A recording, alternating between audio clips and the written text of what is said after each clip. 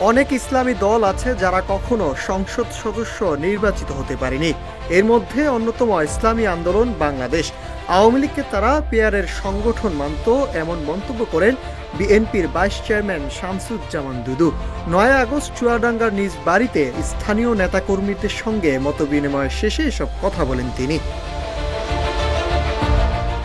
এ সময় দুদু বলেন, যারা পেয়ার পদ্ধতি নিয়ে একগুয়ামি ধরেছেন তারা সাধারণত নির্বাচন দেখে ভয় পাচ্ছেন।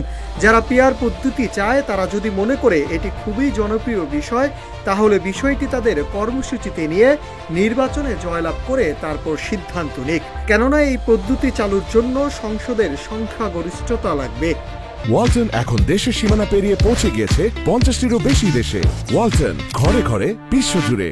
তাদের নির্বাচনী ভয় পাওয়ার বাস্তব কারণও আছে উল্লেখ করে তিনি বলেন, অনেক ইসলামী দল আছে যাদের প্রার্থীরা কখনো সংসদ সদস্য নির্বাচিত হতে পারেনি। এর মধ্যে অন্যতম ইসলামী আন্দোলন। আওয়ামী লীগের কাছে এই দলটি যেভাবে নাস্তানাবুদ হয়েছে, বিশেষ করে বরিশালের সিটি নির্বাচনে তাদের পীরের রক্তাক্ত হওয়ার পরও তখন তারা আওয়ামী লীগের বিরুদ্ধে দাঁড়িয়ে কথা বলার সাহস করে নেয়। আওয়ামী লীগের সময় যতগুলো নির্বাচন হয়েছে সবগুলোতেই তারা অংশগ্রহণ করেছে। আওয়ামী লীগকে তারা পেয়ারের সংগঠন মানত। তিনি আরও বলেন, পৃথিবীর যেসব দেশে পেয়ার পদ্ধতিতে নির্বাচন হয়েছে সেসব দেশে 3 বছরের মধ্যে অন্তত 10 বার সরকারের পতন হয়েছে। নেপালই যার বড় দৃষ্টান্ত। এছাড়াও তিনি বলেন, এখন দেশে কোনো সরকারি দল নেই।